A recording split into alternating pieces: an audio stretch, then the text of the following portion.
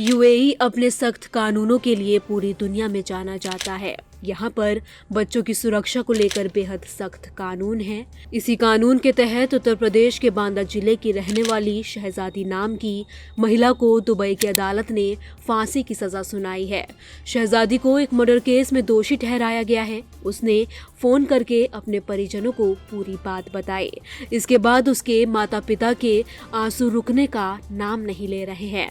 माता पिता अब देश के प्रधानमंत्री नरेंद्र मोदी और विदेश मंत्री एस जयशंकर से मामले में हस्तक्षेप करने की गुहार लगा रहे हैं। रिपोर्ट्स के मुताबिक दुबई की जेल में बंद शहजादी ने फोन कॉल पर अपने पिता को मामले की जानकारी दी। शहजादी के पिता सब्बीर ने बताया, शनिवार रात 12 बजे शहजादी का फोन आया। शहजादी ने कहा, अब्बू ये मेरी आखिरी कॉल है, मुझे अब दूसरे कमरे में शिफ्ट कर दिया गया है। हो सकता है कि अब मैं आपको दोबारा फोन न कर सकूं। इस फोन कॉल के बाद से शहजादी के बुजुर्ग माता पिता का रो रो कर बुरा हाल है। उन्होंने बेटी से बातचीत का ऑडियो भी शेयर किया है। रिपोर्ट्स के मुताबिक शहजादी का परिवार बांदा जिले के गोयरा मुगली गांव में रहता है। शहजादी के पिता ने इस मामले की जानकारी देते हुए बताया कि बचपन में उसका चेहरा जल गया था। कोविड-19 लॉकडाउन के दौरान वे रोटी बैंक ऑफ बांदा में काम कर रही थी। पिता का आरोप है कि इसी दौरान फेसबुक के जरिए आगरा के रहने वाले उजैर नाम के युवक से दोस्ती हुई। कुछ दिन बाद उजैर बहला फुसलाकर शहजादी को अपने साथ ले गया। उजैर ने साल 2021 में चेहरे की प्लास्टिक सर्जरी कराने की बात कहकर शहजादी को दुबई में अपने एक रिश्तेदार के पास भेज दिया। रिपोर्ट्स के मुताबिक दुबई में जिस घर में शहजादी रुकी थी, वहां अचानक एक दिन बच्चे की तबीयत बिगड़ी और उसकी मौत हो गई।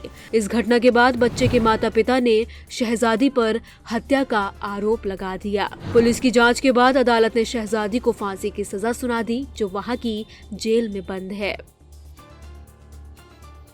शहजादी के माता पिता बेटी की जान बचाने की गुहार लगा रहे हैं। पिता ने कहा कि वे भारत सरकार से अपनी बेटी को बचाने की अपील कर रहे हैं।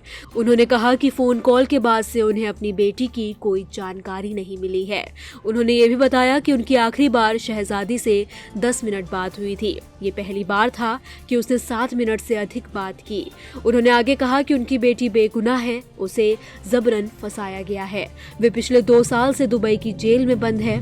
पिता ने आशंका जताते हुए कहा कि हो सकता है कि अब तक उनकी बेटी को फांसी दे दी गई हो। बता दें, जिस कानून के तहत उत्तर प्रदेश की शहजादी को दुबई में फांसी की सजा सुनाई गई है, उस कानून का नाम वदीमा कानून है।